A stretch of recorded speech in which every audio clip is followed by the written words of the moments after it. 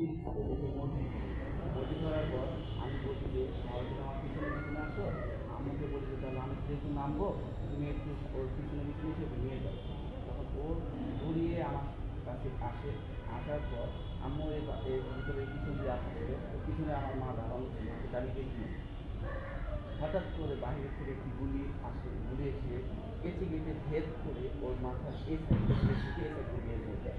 পরবর্তীতে আমি আমার ছেলেকে নিয়ে সরাসরি পার্শ্ববর্তী একটি হসপিটালে নিয়ে যাই। প্রাথমিক চিকিৎসার পর ওকে নিয়ে ঢাকা মেডিকেলে রওনা দিই। যখন সন্ধ্যা হয়ে যায় তখন আমি আমার মার কোনো খোঁজ খবর পাচ্ছি না, পরিস্থিতি পাচ্ছি না।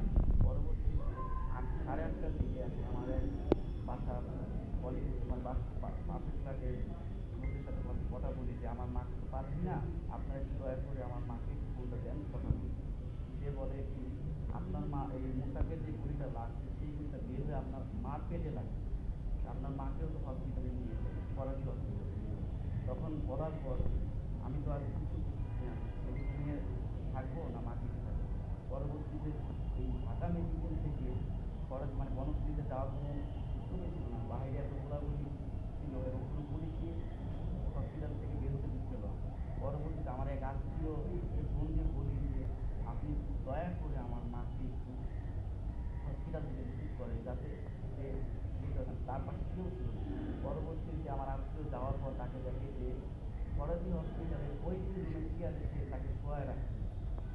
পরে আমরা অনেক চেষ্টা করি সেদিনকার রাতেও আর হসপিটালে আনতে পারি না। পরবর্তীতে আমার বাবাকে 11টার পর মানে রামপুরা বনশ্রী সরকারি হসপিটালে পাঠাই ঢাকা মেডিকেল থেকে।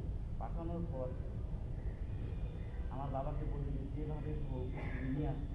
যখন তারা আনতে পারে নাই, সে বলছে যে আজকে রাতটা আপাতত হসপিটালে কাটাই, সকালে আমরা এসে বলবো ঢাকা মেডিকেল। পরবর্তীতে আমার বাবা বলছে যে বাঁচি না, পরে আমি ঢাকা মেডিকেল থেকে অ্যাম্বুলেন্স পাঠাই যে আমার মাকে নিয়ে আসার জন্য। আমার মাকে নিয়ে আসার রাস্তার ভিতরে আমার মা মারা যায়।